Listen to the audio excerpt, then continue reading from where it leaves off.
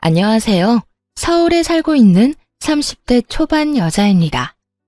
지금 나름대로 탄탄한 기업에서 5년째 직장 생활을 하고 있는데요. 얼마 전에 동료가 알려줘서 이곳에 사연을 들었는데 너무 재미있더라고요. 제 상황과 비슷한 사연도 많아서 좋았고요. 그때부터 시간 날 때마다 챙겨 듣고 있답니다.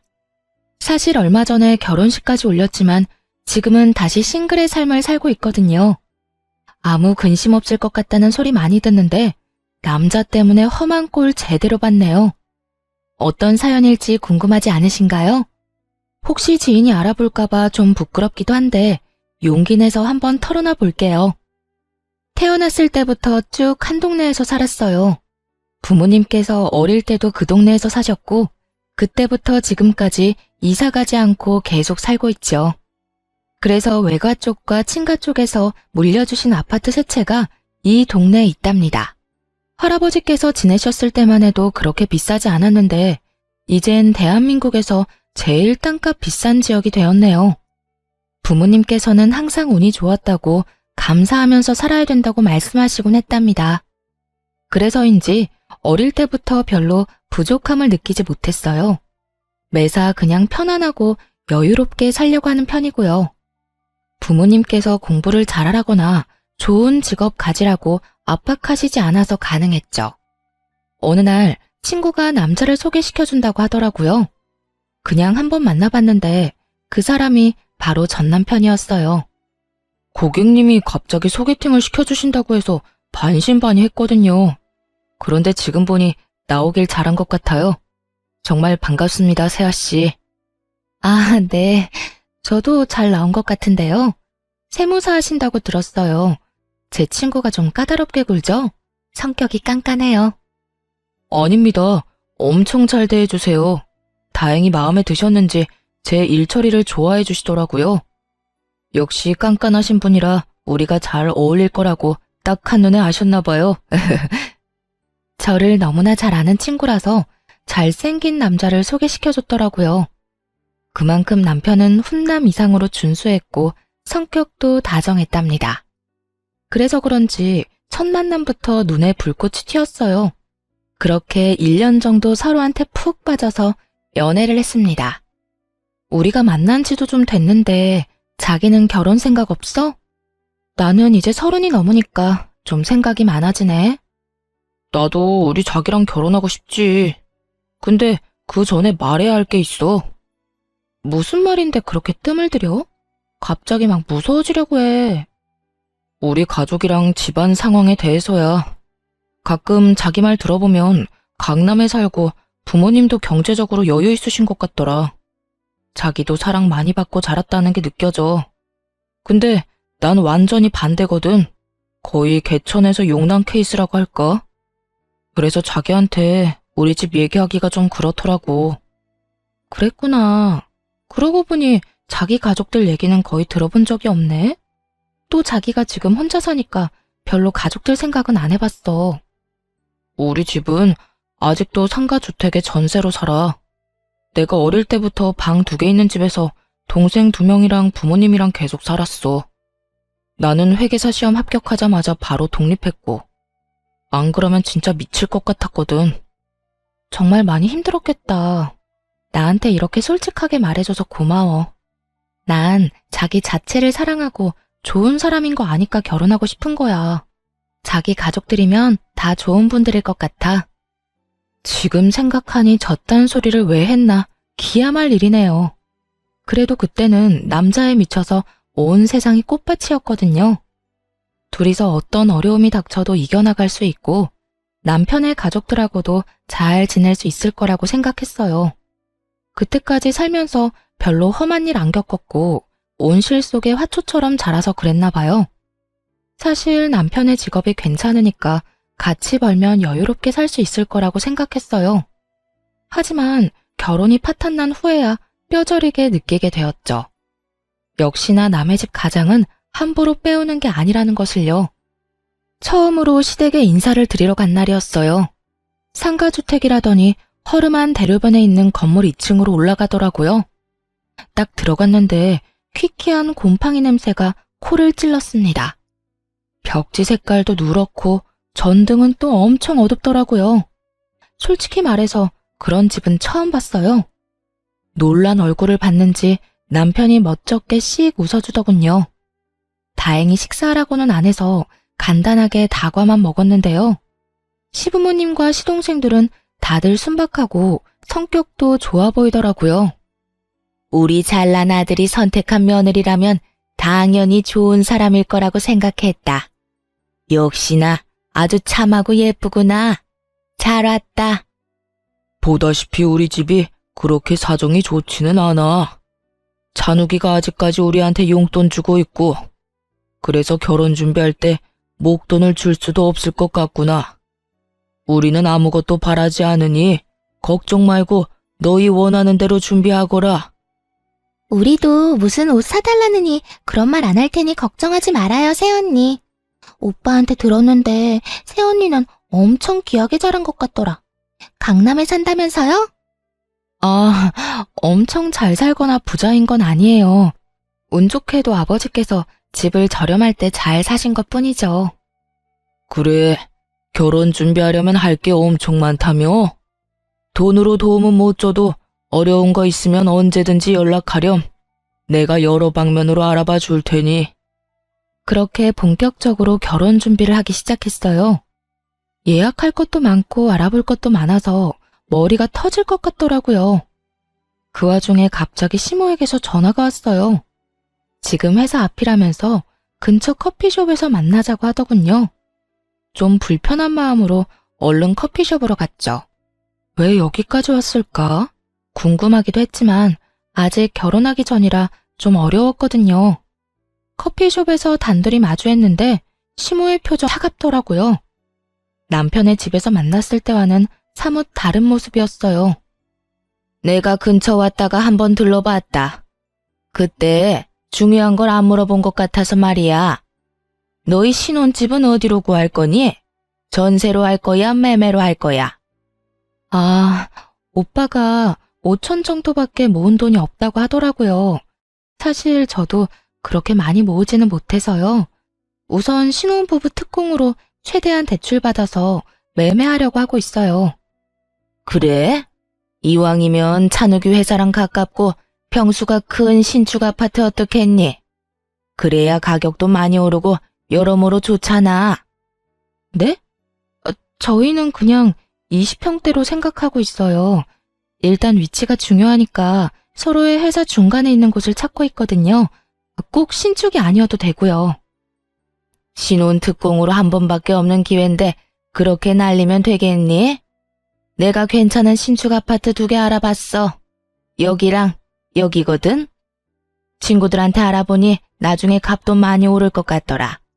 여기 한번 잘 생각해봐. 2개의 아파트 모두 시댁이랑 엄청 가까운 데다가 30평대 후반이더라고요. 아직 둘뿐인데 그렇게 큰 아파트에 살 이유가 없었죠. 또 제 회사랑은 완전히 반대편에 있는데 거기에 살고 싶겠어요? 무엇보다 시댁이랑 가깝다는 점 때문에 제일 거부감이 생기더라고요. 그래서 그냥 일단 둘러댔죠. 우선은 오빠랑 말을 해볼게요. 근데 너무 넓은 곳은 관리하기 힘들 것 같아서요. 저도 봐둔 아파트가 있어서 그거랑 한번 비교해 볼게요. 너도 실물을 직접 보면 좋다고 할 거야. 아니면 이번 주말에 찬욱이랑 같이 와서 한번 둘러볼래? 내가 잘 아는 부동산 지인이 있거든. 얼마나 집요하게 계속 물고 넘어지시던지 애 둘러서 거절하느라 정말 힘들었습니다. 근데 웃긴 게 마치 짠 것처럼 남편도 그 아파트를 은근슬쩍 계속 말하더라고요. 나도 아파트 좀 알아보긴 했거든. 근데 어머니가 알려주신 그 아파트가 제일 괜찮은 것 같더라고. 어차피 대출받을 건데 좀 넓은 게 낫지 않아? 나중에 아이 태어나면 어차피 큰 평수 필요하잖아. 그럼 대출 금액이 너무 많아지잖아. 그리고 아이들이랑 산다고 해도 방 2개면 충분할 텐데. 무슨 신혼부부가 방 4개짜리 아파트에서 시작해. 이왕이면 넉넉한 게 좋잖아. 우선 한번 가보자. 요즘은 신축이 참 잘 빠졌다고 하더라고. 이번 주말에 같이 둘러보자, 응? 결국 남편한테 끌려서 그 아파트를 보러 갔는데요. 새 아파트인데다가 넓어서 그런지 확실히 좋아 보이긴 했어요. 생각보다 괜찮다는 분위기를 읽었는지 남편이 신나서 더욱 푸시를 하더군요. 우리가 살기에 여기가 딱이라면서요. 근데 너무 넓고 우리한텐 과한 것 같아. 여긴 사실 5, 60대 정도 부부가 자식들이랑 사는 아파트 아니야? 일단 더 생각해보자. 단호하게 말하니까 남편도 그 후로는 더 뭐라 안 하더라고요. 하지만 토라진 게 딱 보였습니다. 그래도 신중해야 할 문제이기에 애써 모른 척을 했죠.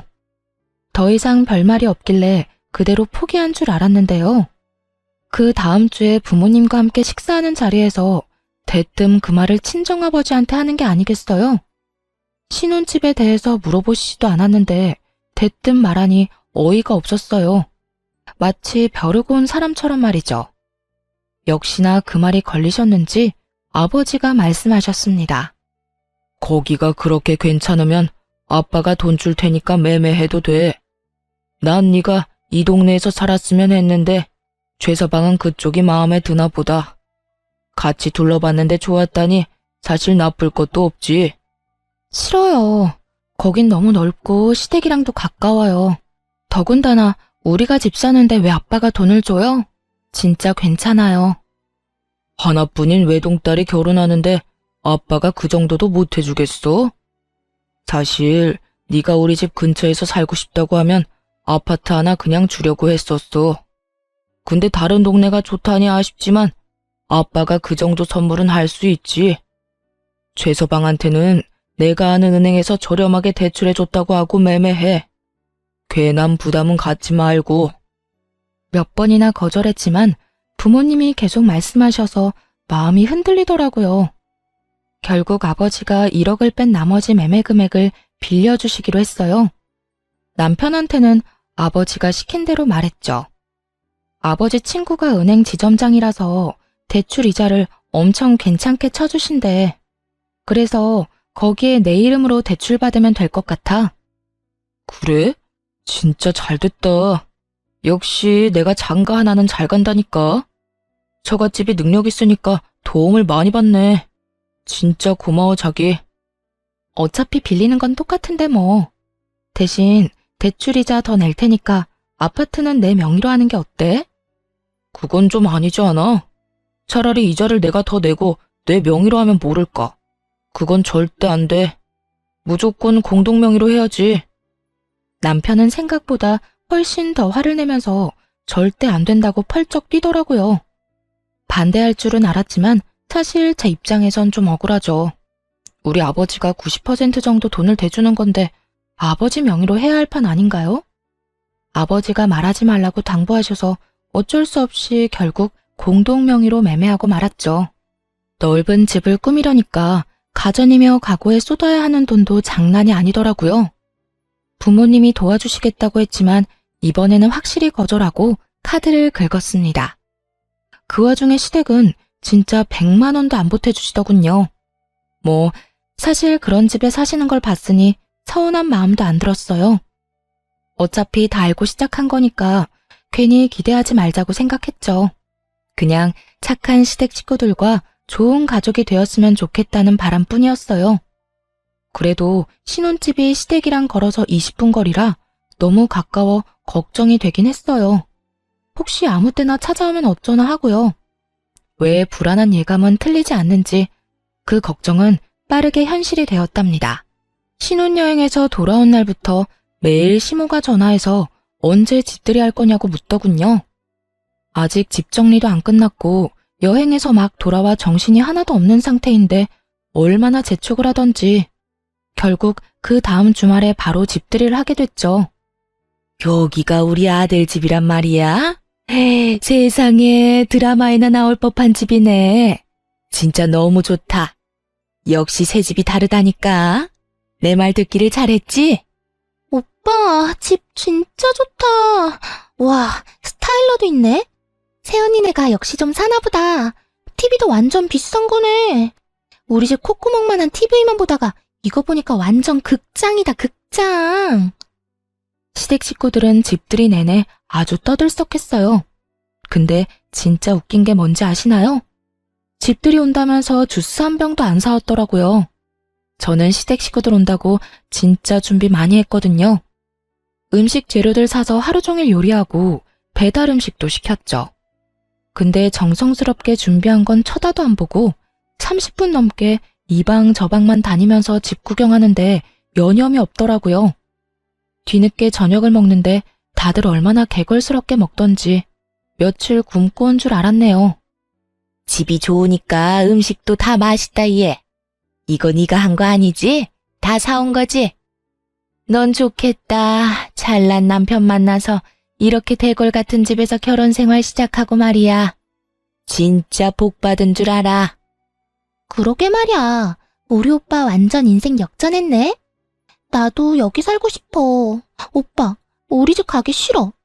가면 너무 우울하단 말이야. 여기 있다가 가면 더 우울할 것 같아. 그건 안주인인 세연이한테 물어봐야지. 여기 남는 방도 많은데 한번 말이나 해봐. 그나저나 여기 공동명의로 한 거 맞지?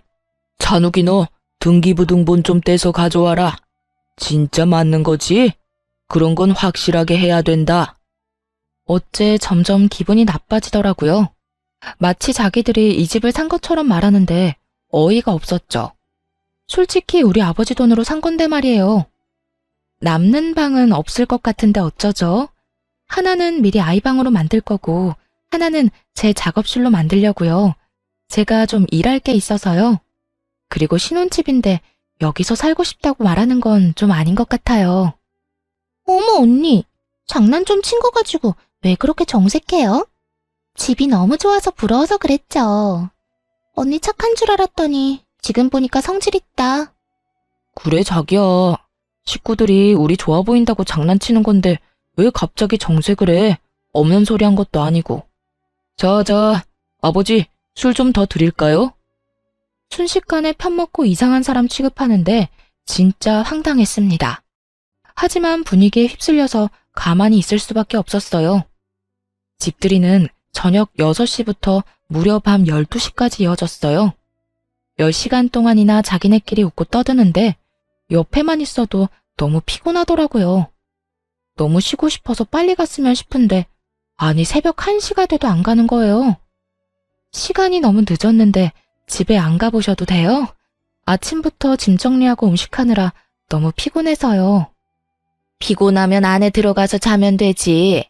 우리 그렇게 꽉 막힌 시부모 아니야. 얘기 좀 더 하고 들어가 잘 테니까 넌 먼저 차렴. 네? 여기서 주무신다고요? 이불도 없고 베개도 없어서 불편하실 텐데요. 그리고 제가 너무 불편해서 안 돼요. 그냥 지금 가시는 건 어떠세요? 아, 자기야. 이 새벽에 위험한데 어떻게 집에 가시라고 그래. 어차피 내일 일도 안 하는데 어때? 주무시고 가세요. 너네도 자고 가. 편하게 해, 편하게. 이제 우리 가족이잖아. 남편도 거나하게 취했는지 저 소리만 반복하다가 거실에 푹 쓰러져서 자더군요. 그러자마자 마치 짝이라도 한 듯이 시모랑 시누이가 방으로 쏙 들어가는 거 있죠? 시부랑 시동생도 다른 방으로 쏙 들어가 버렸고요. 아까까지만 해도 취해서 미적미적 대더니만 방으로 갈 때는 얼마나 민첩하던지요. 아주 첩보작전이라도 짜고 왔는 줄 알았네요. 뭐 사실 자기들끼리 다 계획 짜고 온 거였겠죠. 너무 기가 막히고 이게 도대체 뭔 일인가 싶어 잠을 설쳤답니다. 그리고 다음날 아침 거실이 왁자지껄 시끄러워서 나가봤어요. 시댁 식구들이 아주 자기 집처럼 텔레비전을 크게 틀어놓고 깔깔대고 있더라고요. 저를 발견한 시모가 앙칼지게 말했죠. 해가 중천에 떴는데 지금 일어났니?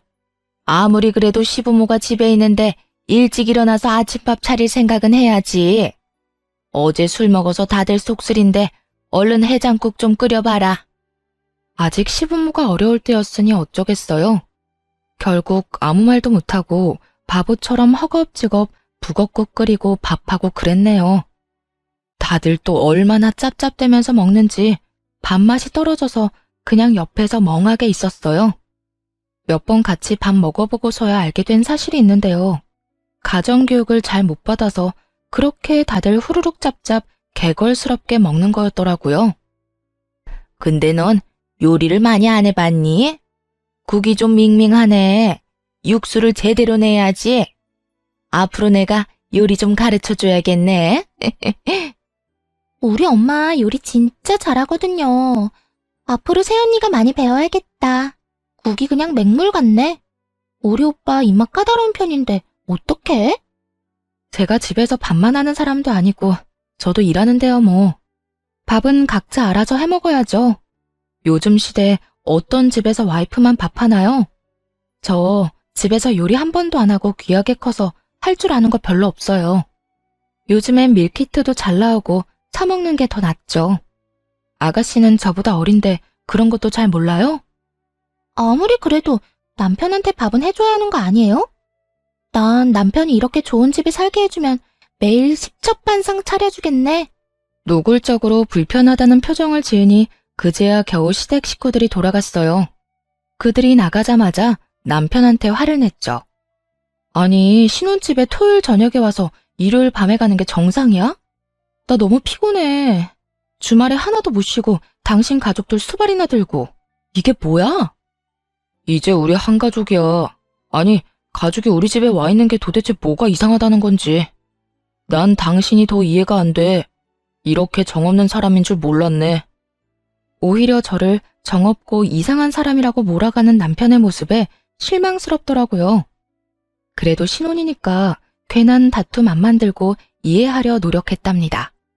근데 얼마 지나지 않아 또 일이 터졌죠. 퇴근하고 집에 왔는데 문 앞에서부터 여자 웃음소리가 크게 들리더라고요. 남편이 늦게 오는 날인데 무슨 일인가 싶어 놀라서 들어가 봤죠. 그랬더니 세상에 신우이가 혼자 거실에 앉아서 TV를 보며 깔깔대고 있더군요. 아니 아가씨, 지금 남의 집에서 뭐해요? 오빠는요? 오빠도 없는데 지금 혼자 있는 거예요? 아, 오빠는 늦게 온다고 도어락 번호 알려줬어요. 언니, 밥 없어요? 나 배고픈데. 아가씨, 허락도 없이 이렇게 남의 집에 혼자 와 있는 거 무례한 거예요. 더군다나 지금 내 옷 입고 있는 거예요? 아, 너무 땀을 흘려서 샤워 좀 했어요. 오빠 티셔츠 좀 입을 수 있지. 언니 너무 야박하게 구는 거 아니에요? 이제 우리 한 가족이잖아요. 제가 언니 동생이 이랬어도 그럴 거예요? 그때 때마침 남편이 들어오더군요. 너무 화가 나서 바로 남편을 노려봤죠. 근데 더 황당하게 신우이가 남편을 보자 갑자기 어린애처럼 엉엉 울어대는 거예요. 오빠, 새언니 너무 무서워. 오빠가 와 있어도 된다며. 자기 집이라고 이렇게 신우이를 무시해도 돼? 언니가 나 가래. 아니 자기야, 왜 애를 울리고 그래? 내가 와 있으라고 그랬어. 솔직히 자기 친동생이었어도 이렇게 홀대했겠어? 둘이 짰어? 내 동생이었으면 여기 이렇게 와 있지도 못해. 아, 나 피곤해서 더 이상 말싸움할 힘도 없으니까 아가씨, 오늘은 그만 가줘요. 아, 진짜 당신이 그러면 내 입장이 뭐가 돼? 애 좀 편하게 있으라고 해. 여기 우리 공동명의잖아. 그럼 반은 내 거 아니야? 그럼 얘 여기 있어도 되잖아. 남편이 말도 안 되는 논리를 펼치는데 기가 차더군요. 그냥 대출금 얘기 다 말해버리고 둘 다 쫓아내고 싶은 마음이 굴뚝 같았어요. 너무 화가 나서 눈물까지 핑 도는데 심지어 시모한테서 전화까지 오더라고요. 받지 않으니 남편놈이 제 귀에 핸드폰을 갖다 댔어요. 그러자 시모가 아주 호들갑을 떨면서 말하더군요. 이거 미안해서 어쩌니? 지금 애들 방 천장에 물이 새서 내가 급한 대로 거기로 보냈어. 거기밖에 갈 데가 없잖아. 가족이 바로 근처 큰 집에 사는데 다른 곳으로 갈 필요가 있니? 미안하지만 한 며칠만 좀 데리고 있어줘. 말도 없이 이렇게 쳐들어오는 건 아닌 것 같네요. 이미 밤이 늦었으니까 아가씨는 오늘 재우고 내일 내보낼게요. 넌 맏며느리가 돼서 어쩜 그렇게 야박한 소리를 하니? 아니, 그리고 막말로 그게 다 네 집이니? 우리 아들 집에 간다는데 네가 왜 오라 말아야? 그때 남편이 전화를 확 뺐더니 이딴 말을 하더군요. 걱정 마시고 찬성이도 오라고 하세요. 집에 물난리가 났다는데 당연히 여기로 와야죠. 그렇게 하시고 끊어요. 당신, 지금 나한텐 한마디 상의도 없이 이게 무슨 독단적인 행동이야? 내가 안 된다고 말씀드렸잖아. 지금 내 말 무시하는 거야? 너야말로 우리 가족 무시해? 집 가난하고 집에 물 새고 그런다고 지금 무시하는 거냐고. 집에 물이 새는 게 무슨 죄야? 남편이 처음으로 그렇게 버럭버럭 큰 소리로 화내는데 정말 너무 놀랐어요. 입에서 말도 안 나오더라고요. 그때 아주 기다렸다는 듯이 시동생도 짐가방까지 싸들고 집으로 들어왔답니다. 아가씨나 도련님이나 하루 이틀 정도는 친구 집에서 자면 될 거 아냐. 꼭 여기에서 지내야 할 이유라도 있어? 그럼 오빠가 바로 근처에 사는데 굳이 남의 집 갈 이유는 있어? 너도 고집 좀 그만 펴. 밤이 늦었으니까 일단 애들 먼저 재우고, 야, 너는 저 방 쓰고 넌 저 방 쓰면 돼. 신경 안 쓰이게 조용히 잘 지내. 알았어? 알았어. 세연이 진짜 무섭다 무서워. 집 없는 사람 서러워서 어디 살겠어? 나도 남자 잘 만나서 이런 집에서 살고 싶다. 신우이랑 시동생은 마치 지네들 방인 양 자연스럽게 쏙 들어가 버리더라고요. 뭐라 말할 틈도 없었습니다. 결국 그 밤에 대판 싸우고 남편은 거실 소파에서 잤답니다.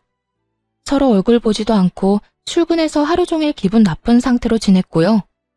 그런데 퇴근하고 집에 와봤더니 무슨 상황이 벌어진 줄 아세요? 직접 두 눈으로 보고도 못 믿겠더라고요. 집안이 아주 난장판의 개판이었죠. 신우이랑 시동생 남편이 식탁에 둘러앉아서 잔뜩 어지럽히고 있었어요. 거실 바닥에도 과자 부스러기에 머리카락에, 아니 하루 만에 집안꼴이 이렇게 될 수가 있나요? 이런 심정도 모르고 신우이는 비아냥거리는 소리나 계속 해댔습니다. 언니, 배고픈데 뭐 먹을 거 없어요? 아니, 언니는 집에서 요리를 아예 안 해요? 뭐 먹을 게 하나도 없네. 우리 오빠 불쌍해. 완전 빈손으로 오셨네. 저녁에 장 봐와서 뭐 좀 해줄 줄 알았는데. 형수님이 저녁 해줄 거라고 형이 그랬잖아. 아님 뭐라도 시켜줘 형. 여보, 애들 배고픈데 뭐라도 좀 간단하게 해줘. 내 체면이 있지. 순순히 해준다고 하니 아주 셋이 신나서 거실에서 TV를 보며 깔깔대더군요. 조용히 라면 3개를 끓여서 냄비째 식탁에 올려놨죠. 냄새를 맡고 주방으로 슬슬 기어오더라고요. 난 뭐 맛있는 거 해줄 줄 알았는데 꼴랑 라면? 아, 형수님, 스케일이 너무 작네. 아짜! 이게 뭐야? 언니, 너무 짜요. 뭐야? 바쁘게 일하고 온 사람한테 밥 차리라는 게 지금 말이 돼요? 하루 종일 놀면서 내 집 엉망으로 만들어 놓고는. 난 더 이상 못 참으니까 당장 내 집에서 나가. 이렇게 미친 사람처럼 소리를 지르니까 신우이와 시동생이 놀랐나 봐요. 슬금슬금 현관문 쪽으로 가더니 둘 다 나가버리더라고요. 남편도 놀랐는지 그냥 벙쪄 있었고요. 참는데도 한계가 있어. 남의 집에 쳐들어왔으면 깨끗하게라도 하고 있어야지 개판으로 만들어? 또 내 옷까지 입고 바닥에 던져놓은 꼴 좀 봐. 이래서 가정교육이 중요한 거야.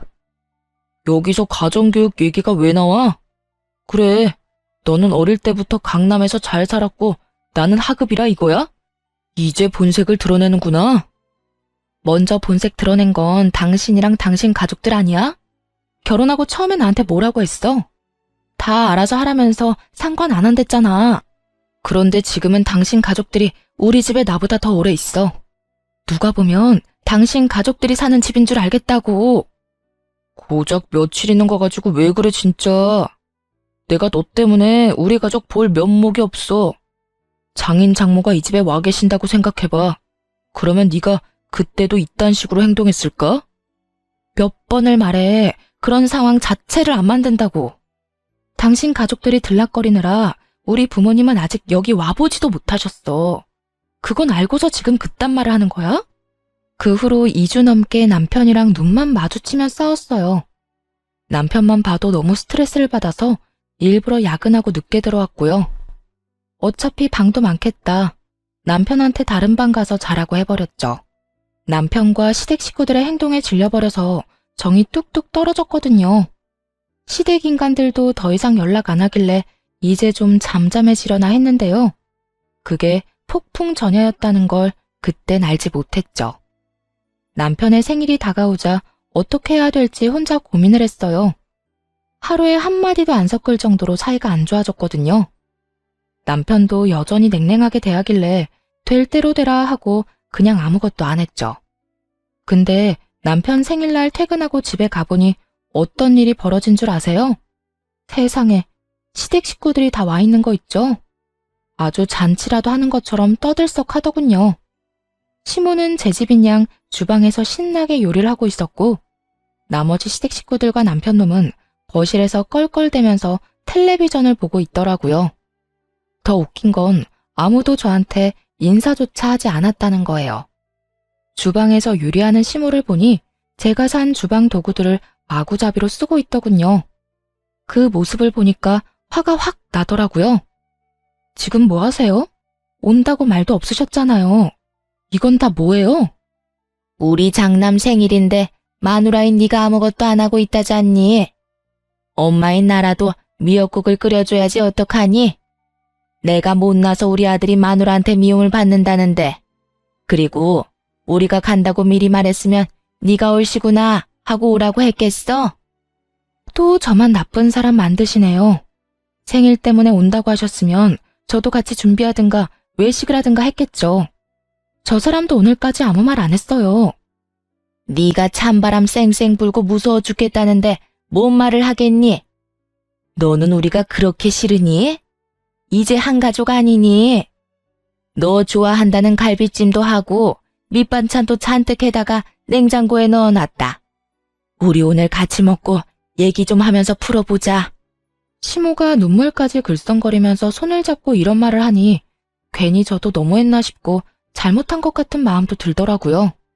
그래서 시모를 도와서 밥 차리고 다 같이 모여서 저녁을 먹었죠. 시누이가 사온 케이크를 두고 생일 축하 노래도 부르고요. 정말 오랜만에 화기애애한 분위기가 이어졌어요. 새언니, 우리 너무 미워하지 말아요. 언니가 깔끔한 사람인 거 잘 알았으니까 앞으로 조심할게요.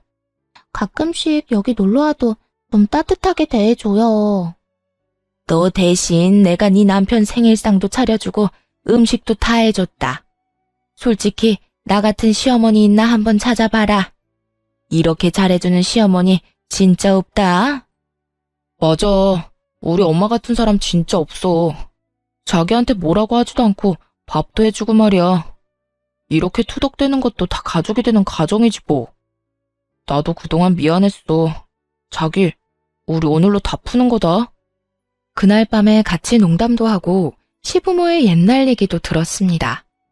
거의 새벽 2시까지 가볍게 맥주도 마시며 그동안 쌓인 걸 풀었어요.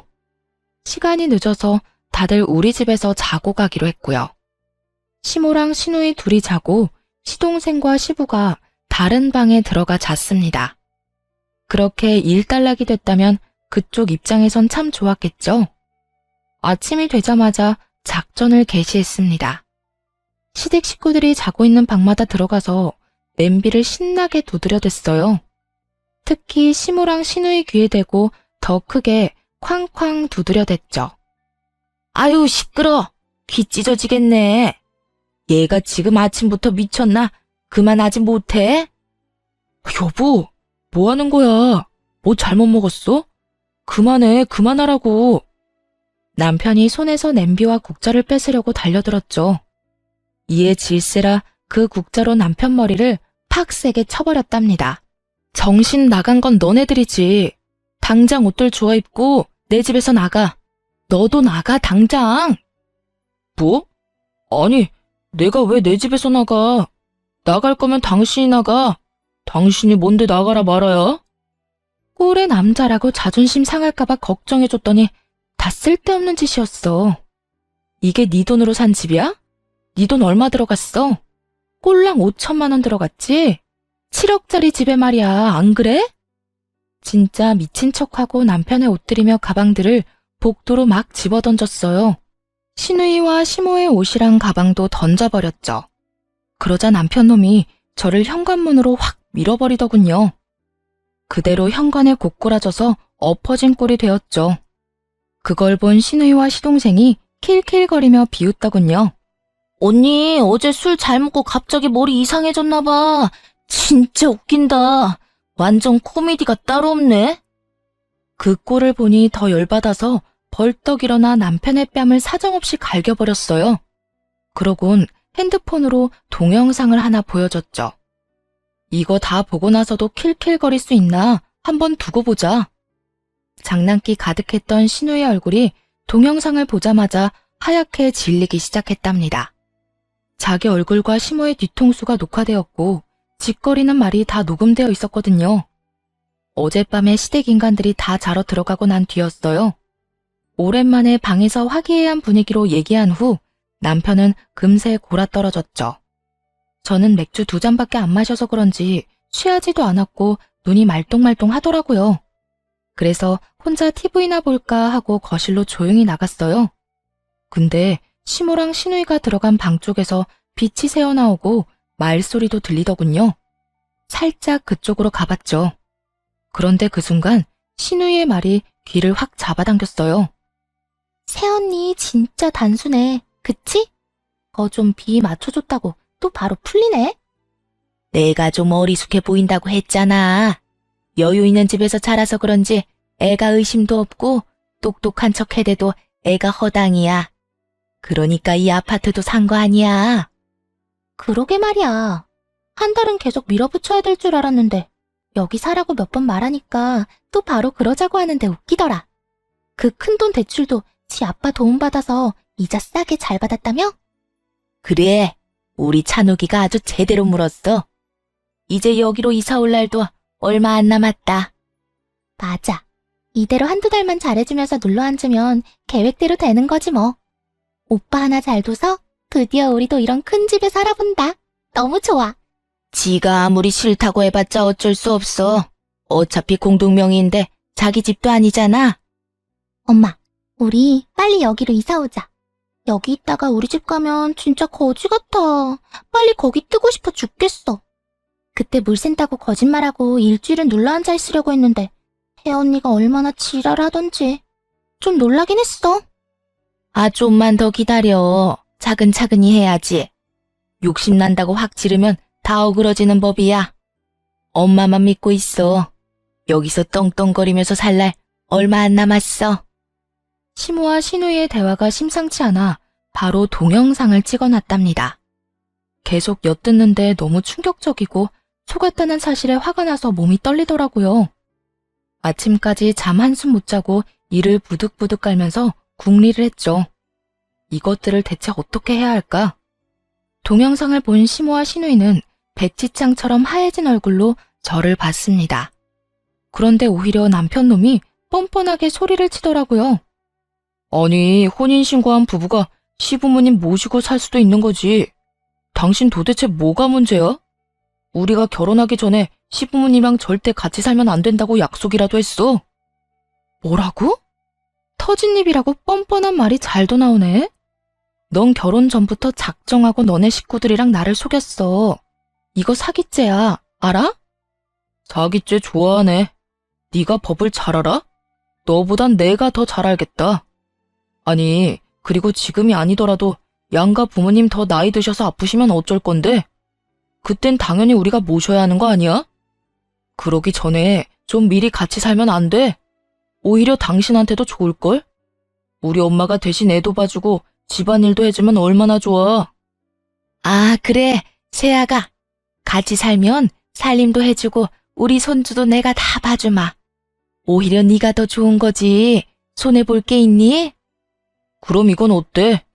우리 가족들이랑 같이 사는 대신 내가 대출이자 다 부담할게. 아, 그래? 그럼 지금 대출이자 몇 프로인 줄 알아? 한 달에 얼마 내는지 아냐고. 왜 대답을 못해? 말해봐. 그거야. 생활비 통장으로 당신이 알아서 대출이자 내니까 난 모르지. 전기세 몇천 원 더 나왔다고 아끼자던 인간이 대출 이자는 왜 모를까? 내가 진짜 이런 말은 상스러워서 안 하려고 했는데 참을 수가 없다. 너 없이 산 거 티내니? 그냥 가만히만 있었어도 네 수준에선 꿈도 못 꿀 거 충분히 얻었을 거야. 왜 그 가짜는 머리를 굴려서 이런 사달을 만들어? 그게 뭔 말인데? 갑자기 전기세는 뭐고 이자는 왜 물어보는데? 아, 내가 다 낸다고. 좀 비싸도 내가 낸다고 됐지? 이거 한번 보고서나 말해. 이 집에 대출이 있나 확인해 보라고. 진짜 헛똑똑이는 너야. 누구한테 어수룩하대? 머리도 굴릴 줄 모르는 것들이. 그제야 등기부등본을 확인해 본 남편이 아리송하단 표정을 짓더군요. 자기는 아무것도 모르겠다는 듯한 얼굴인데 꼴 보기도 싫었어요. 아니, 대출이 없네? 이게 어떻게 된 거야? 그럼 7억에 가까운 돈을 다 내고 매입했다고? 당신한테 그만한 돈이 있었단 말이야? 친정아버지가 그냥 사라고 돈 주셨어. 네가 이 아파트 사자고 난리를 쳐서 내가 곤란해하니까. 그리고 나중에 네가 이딴 식으로 나올까 봐 대출 받은 거라고 말하라고 하셨고. 어머 세상에, 우리 사돈이 보기보다 더 재력이 있으시네. 그 큰 돈을 한 번 해주시고 대단하시다 정말. 우리 아들 진짜 장가 잘 갔다. 사돈한테 전화드려서 감사하다고 말씀드려라. 이 집 인간들 IQ는 무슨 물고기 IQ야? 내가 지금까지 말한 거 뭐 들었어? 다 나가라고 내 집에서. 네 돈 달랑 5천 들어갔고 내 돈 7억 들어갔으니까 나가라고. 나가기는 내가 왜 나가? 엄연히 이 집 공동명이야. 이거 왜 이래? 그렇게 걱정이 됐으면 아예 처음부터 말하고 당신 명의로만 하든가. 그런데 그냥 바보같이 공동명의로 한 거잖아. 이제 와서 뭐 어쩔 건데? 무식하면 용감하다더니 딱 그 짝이더라고요. 눈을 까뒤집고 침 튀기며 살벌하게 말하는 남편놈이 더는 인간으로 안 보였습니다. 그래서 그냥 차갑게 비웃으며 말해줬죠. 우리 아버지가 그 큰 돈을 주시면서 그런 것도 안 알아보셨을까봐? 걱정해줘서 고맙다 고마워.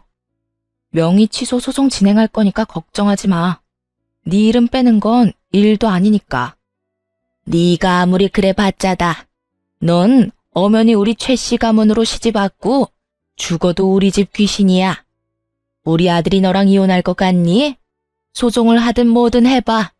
우리는 이 집 절대 안 뺏긴다. 내가 왜 그쪽 집안 귀신이에요? 나 아직 법적으로 솔로거든요? 시모가 말하는 꼴이 너무 웃겨서 마구 웃음까지 나오더라고요. 뭐야? 오빠 혼인신고 안 했어? 우리가 혼인신고 결혼식 전에 꼭 하라고 했잖아. 어? 혼인신고 했는데? 우리 그날 같이 가서 했잖아. 아니야? 아, 그래? 기억이 잘 안 나나 보네. 같이 하려고 만났는데 네가 회사에 일이 있다고 갑자기 갔잖아. 그래서 나 혼자 하고 간다고 했었지 아마? 그래. 근데 그날 안 했다는 말이야? 야, 너 그거 사기야. 사기 같은 소리 하네. 너네가 나한테 한 짓이 사기지 이 사기꾼들아. 이제 다 알았으면 당장 내 집에서 꺼져. 혼인신고 혼자 하려고 했던 그날 친구한테 전화가 와서 잠깐 통화를 했었어요. 친구가 요즘은 좀 살아보고 늦게 신고한다면서 나중에 하라고 하더라고요. 안 그래도 그때 하도 아파트 때문에 속이 시끄러웠거든요. 이 사람과 결혼해도 되는지 고민을 많이 했고요. 그래서 일단 그날 안 하고 돌아섰다가 결혼식 준비로 계속 미루게 됐던 거죠. 그러다 시댁 인간들을 보고는 혼인신고하면 안 되겠다는 확신이 들었던 거고요. 계획이 완전 망했다는 걸 깨달은 시댁 인간들의 얼굴이 하얗게 질리더군요. 이렇게 했는데도 순순히 나가지 않을 것 같아서 바로 경찰을 불렀어요. 경찰 얘기가 나오자 겁을 집어먹었는지 허둥지둥거리기 시작했고요. 20분쯤 지났을까 경찰이 오니까 그제야 그들은 조용히 아파트를 나갔습니다. 그게 지긋지긋한 그 시댁 식구들의 마지막이었어요. 그렇게 다시 친정집으로 돌아왔습니다. 모든 이야기를 들은 아버지가 바로 명의 취하 소송을 시작하셨죠. 당연히 제가 승소했고 아파트는 제 명의로 변경되었고요. 그 와중에 전 남편 놈이 전화에 대고 메시지까지 보내대서 얼마나 지겨웠는지 몰라요. 눈앞에서 7억짜리 집이 날아갔는데 진짜 죽을 맛이었겠죠. 그러게 왜 부리지 말아야 할 욕심을 부렸을까요? 한 번은 어떤 일이 있었는지 아시나요?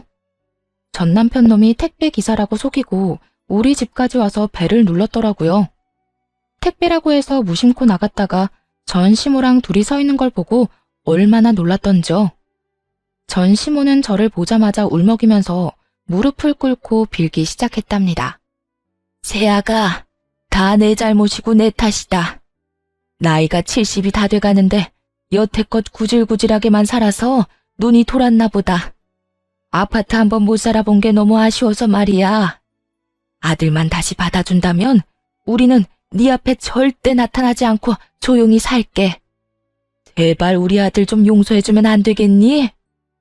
자기야, 그동안 우리가 사랑했던 시간들을 생각해봐. 이렇게 끝낼 수 있어? 자기만 허락해주면 이제 가족들은 안 보고 살기로 결정했어. 그러니까 자기가 결정해주면 돼. 부모님 안 보고 살겠다고 결심하는 게 쉬운 건 아니잖아. 지금 아무 사이도 아닌데 뭔 결정을 해? 이제 너랑 길에서 마주치지도 않을 거니까 내 눈앞에서 사라져. 네가 그렇게 사랑하는 네 가족들이랑 행복하게 살라고. 내가 너한테 부모 만나지 말라고 한마디라도 했니? 누구한테 뭔 말도 안 되는 덤터기를 씌워. 당장 꺼져. 막말로 당신 집에는 돈 많잖아. 그냥 그 집에서 같이 오손도손 살면 됐을걸. 이게 뭐야? 내가 당신 입장이었다면 장인 장모 모시고 살았을 거야. 그렇게 네 부모님이 애틋하고 안타까우면 네 돈으로 효도해. 남의 돈 가로채서 대리효도할 생각 말고. 우리 아버지도 돈 힘들게 모아서 보태주신 거야. 그 돈은 뭐 하늘에서 떨어졌어? 너 같은 인간이랑은 다시 말하기도 싫으니까 눈앞에 나타나지 마. 또 오면 바로 스토킹으로 고소할 거야. 알았어? 그렇게 현관문을 쾅 닫아버리고 들어왔죠. 고소한다니까 무서웠는지 전 남편 놈은 지 엄마랑 얼른 달아나듯이 가버리더라고요. 그게 그놈의 마지막이었답니다. 그 이후 그 아파트는 꼴 보기도 싫어서 바로 팔아버렸어요. 운 좋게도 집값이 조금 올랐더라고요. 차액은 아버지께 바로 다 드렸고요.